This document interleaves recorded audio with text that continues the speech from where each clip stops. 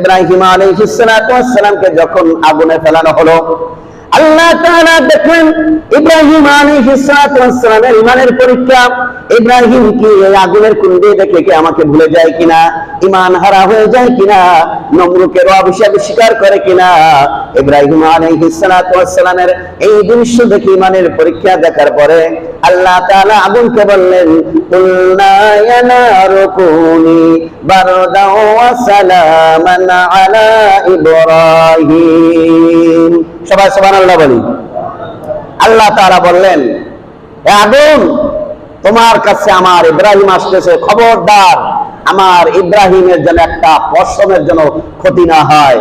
আসসালামান আলা ইব্রাহিম, সালামত শান্তি, এমন ভাবে তুমি তাকে শান্তির ভিতরে রাখবা, বেশি গরমও না বেশি ঠান্ডাও না, একেবারে শীতল অবস্থায় ইব্রাহিম যেন সেইখানে থাকে। আল্লাহ তাআলা তাকে এই ইব্রাহিম আলাইহিস সালাতু ওয়াস সালামকে প্রথম পরীক্ষা করেছিলেন। এই পরীক্ষা কুলনা আগুনে নিক্ষেপ করার পরীক্ষা।